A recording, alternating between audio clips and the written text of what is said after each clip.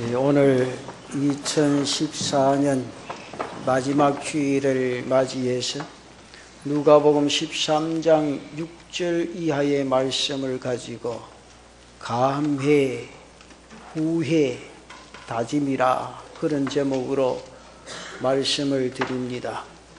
한 해의 마지막 종착 시간이 우리에게 다가오고 있습니다.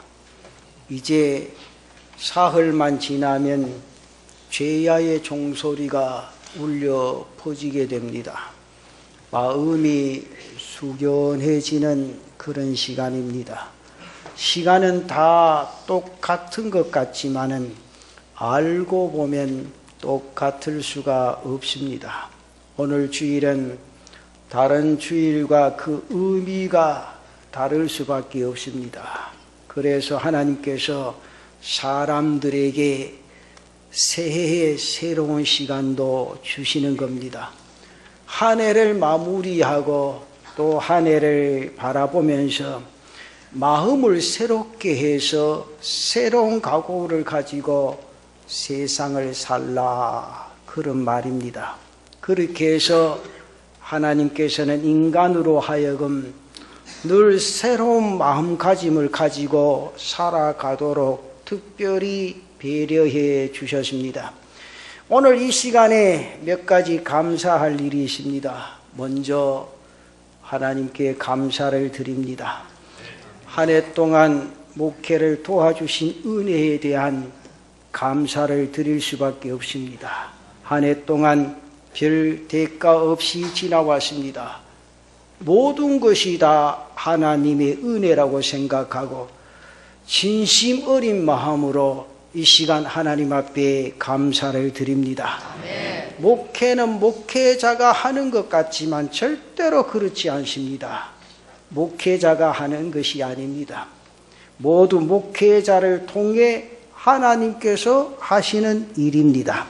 하나님께서 친히 목회하시고 우리 성도들의 신앙을 성장시켜 주신다 그 말이죠.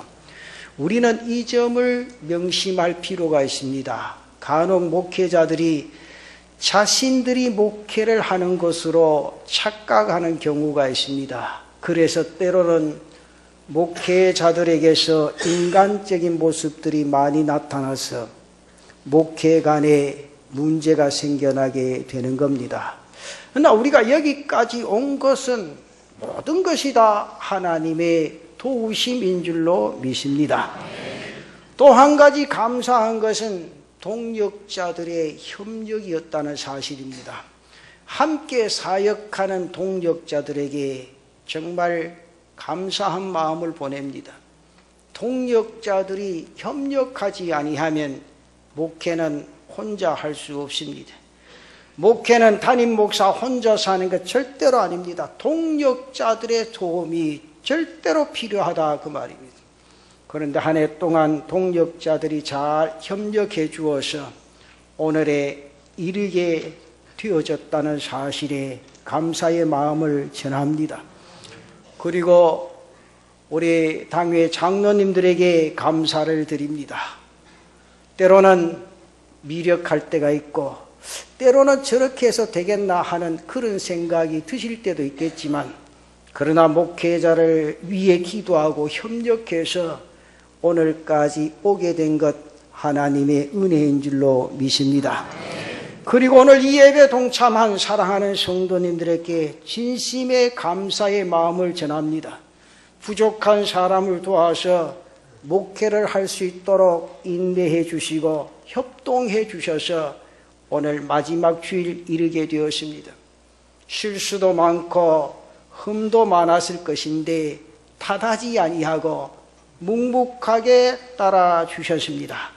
모두가 다 여러분들의 사랑이라고 생각하면서 감사를 드립니다. 사실 목회는 성도들이 목회자를 믿고 따라주고 협력해 주지 아니하면 힘들 수밖에 없습니다. 목회자는 한 사람이고 성도 여러분은 많기 때문에 이 점에서 협력이 절대로 필요합니다. 종종 불화한 교회들을 보게 되는데 그것은 바로 협력이 없어서 그렇습니다. 그리고 목회자에게 완벽을 요구하는 데 문제가 있습니다. 이것은 무리입니다. 목회자도 완벽할 수 없습니다.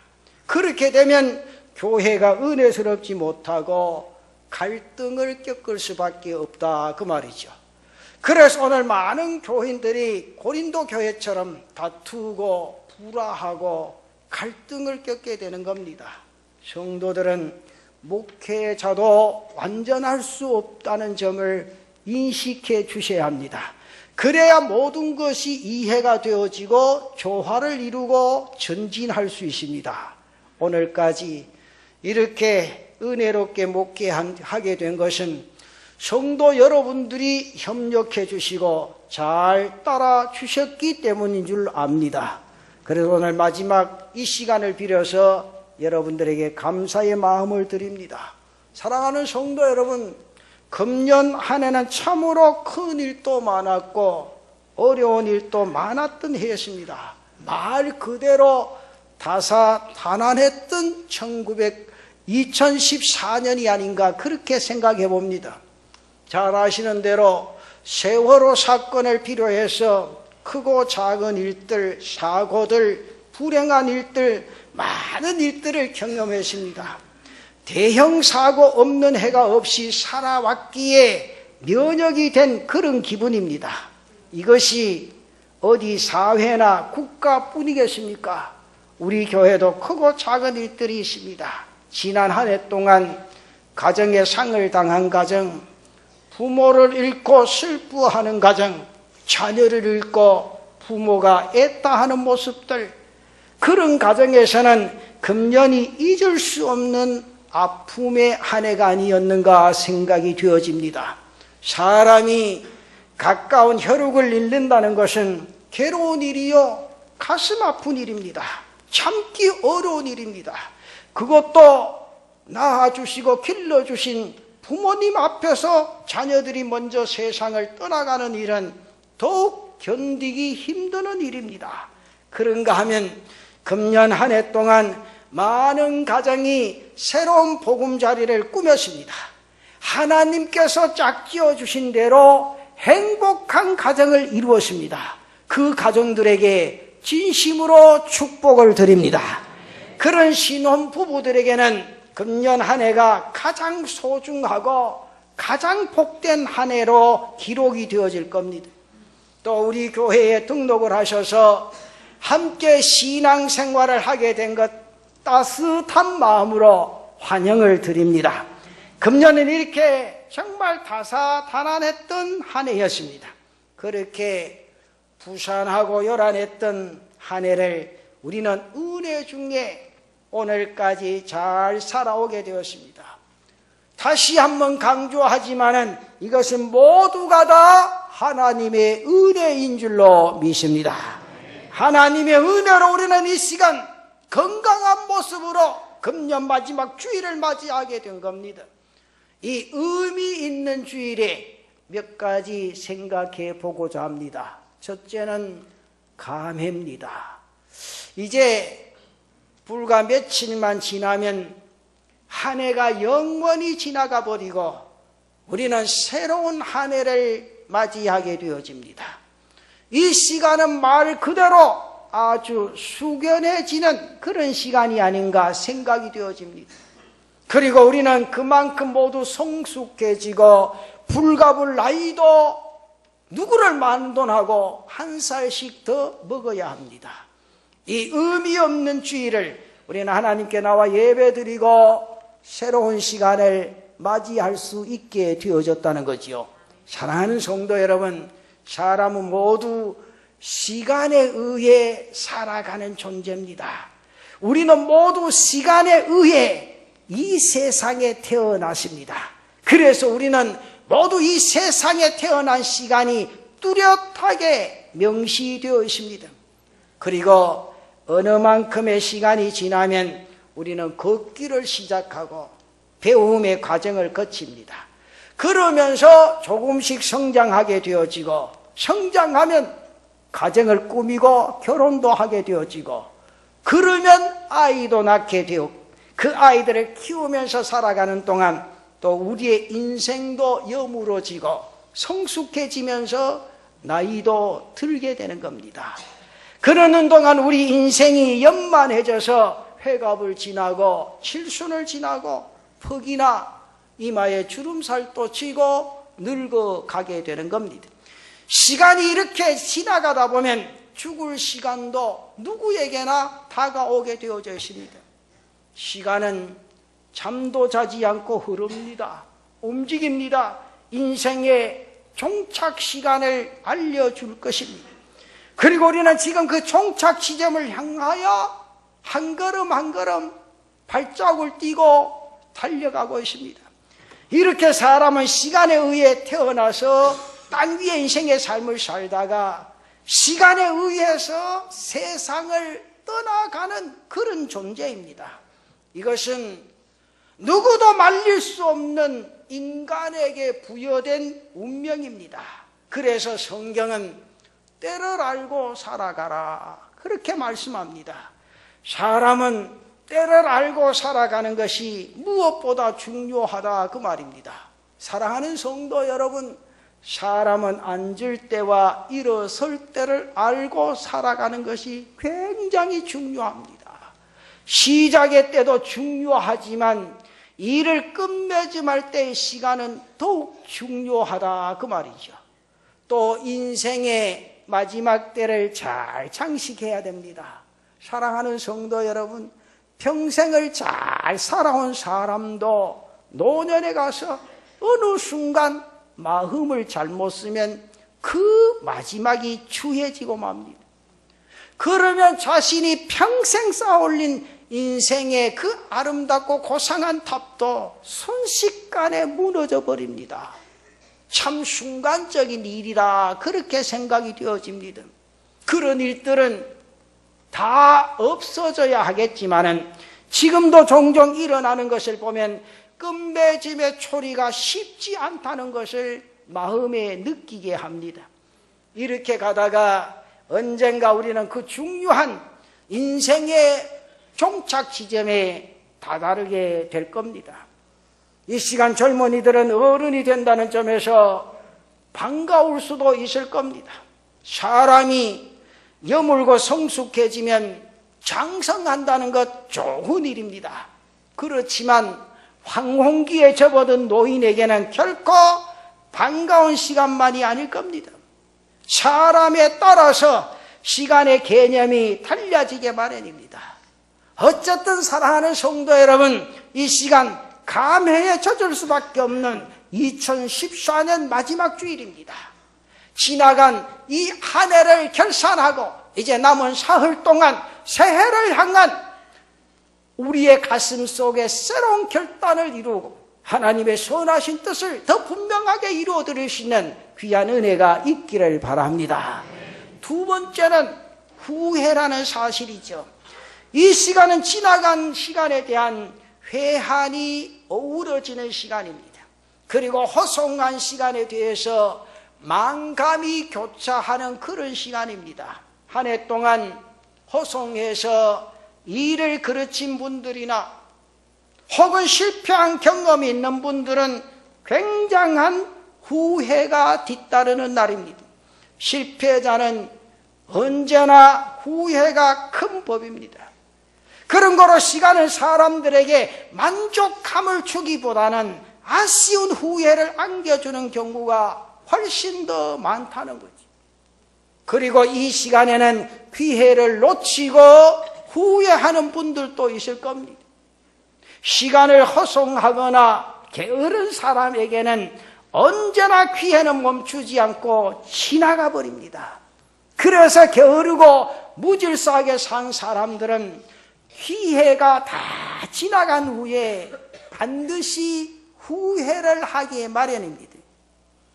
사람이 적당히 자신을 관리하지 못하면 그렇게 후회할 수밖에 없는 겁니다. 그래서 사람들이 12월 30일이 되면 망연해라 그런 것들을 합니다.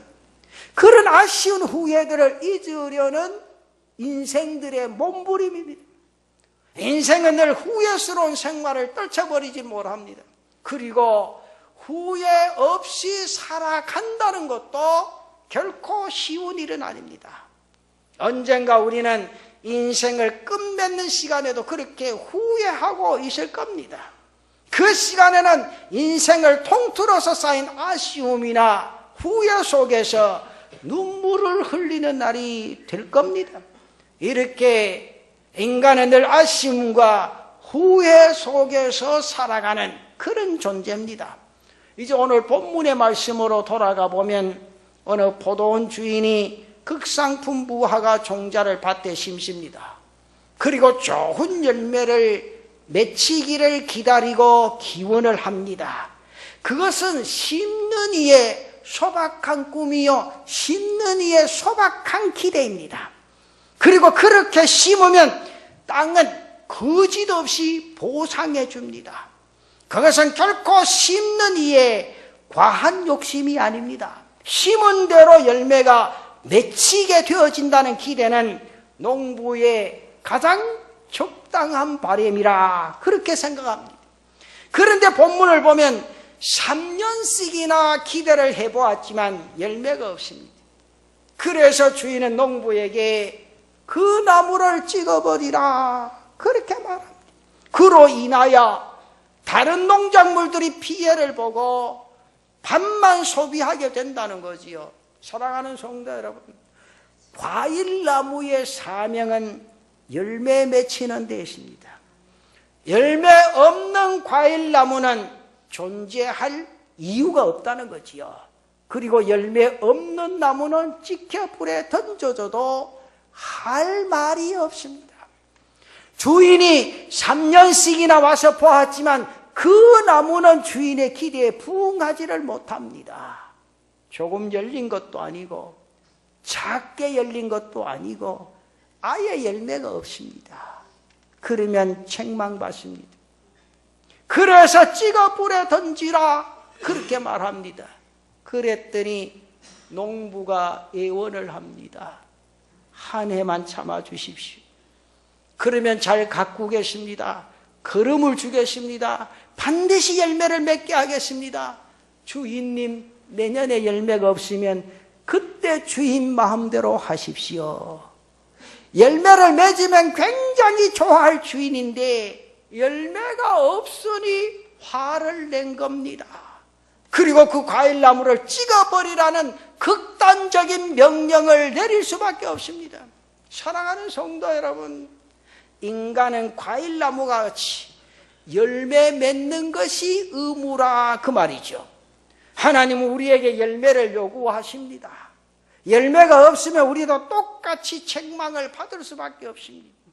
그리고 종말에는 열매 없는 나무와 같이 하나님으로부터 그런 엄한 심판을 받을 수밖에 없습니다. 사랑하는 성도 여러분, 그렇다면 얼마나 큰 불행입니까? 우리들은 시간이 다 지나갔다고 해서 언제나 후회만 하고 앉아 있을 수 없습니다. 열심히 일하면서 살아가야 될 줄로 믿습니다. 언젠가 주인이 와서 오늘 우리에게 열매를 요구할 것이기 때문이라 그 말이죠. 그때 열매 요구할 때 여러분들이 당당하게 그 앞에 내어놓을 수 있는 이 땅 위의 인생의 삶이 되시기를 축원합니다. 그리고 마지막 이제 며칠 남지 않은 이 시간에 제가 꼭 말씀을 드리겠습니다. 세 번째는 다짐이라는 겁니다. 이 시간에 앉아서 후회만 하고 있으면 안 됩니다. 이제는 우리 앞에 새로운 시간, 새로운 날들이 다가오고 있습니다.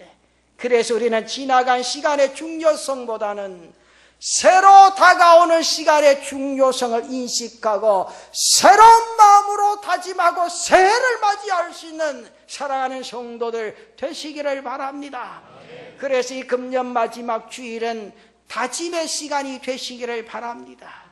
새해는 물 주고 가꾸고 반드시 열매를 맺게 하겠다는 다짐이 오늘 이 예배 동참한 성도들에게 있으시기를 바랍니다. 그래서 이 시간은 의미가 있는 시간이요. 그래서 이 주일은 의미가 있는 주일입니다. 1년만 기다려 주십시오.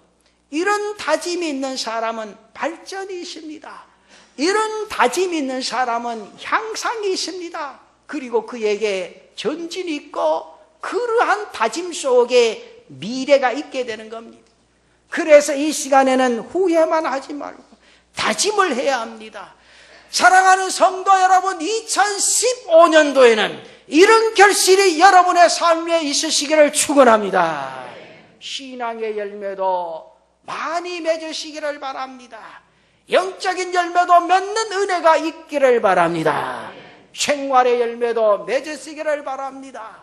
그러다가 언젠가 우리 인생의 결산의 시간이 다가오면 만족하게 맞을 수 있는 사랑하는 성도들이 되시기를 바랍니다. 금년 한 해 동안 주의를 제대로 지키지 못하고 오늘까지 살아오셨습니까? 내년에는 과감하게 다 끊어버리고 그리스도인다운 의지를 가지고 중심 있는 신앙생활을 한번 해보겠다는 다짐이 있으시기를 바랍니다. 그러면 하나님께서 가까이 오셔서 분명히 여러분들 도와주실 줄로 믿습니다. 그런 역사를 이뤄갈 수 있는 힘도 주실 줄로 믿습니다. 우리는 궁극적으로 한날 한날 인생의 삶에 하나님의 도우심이 없으면 이 세상을 헤쳐나갈 힘도 헤쳐나갈 지혜도 없는 존재들입니다. 모든 것을 끊어버리고 과감하게 앞으로 전진할 수 있는 사랑하는 성도들 되시기를 바랍니다. 그러면 내 자신의 삶에 자신감이 생겨날 겁니다. 그것이 신앙인의 삶입니다. 사랑하는 성도 여러분, 우리가 그렇게 살아갈 때 하나님은 우리의 목자가 되시고 여러분들의 보호자가 되실 줄로 믿습니다. 나의 목자 되시고 보호자 되시는 그 주님만 바라보고 금년 한 해를 마지막으로 새해를 새롭게 출발할 수 있는 다짐과 결심이 몇 날 남지 않는 근본 주간에 이 역사를 이루어가는 사랑하는 성도들 되시기를 바랍니다.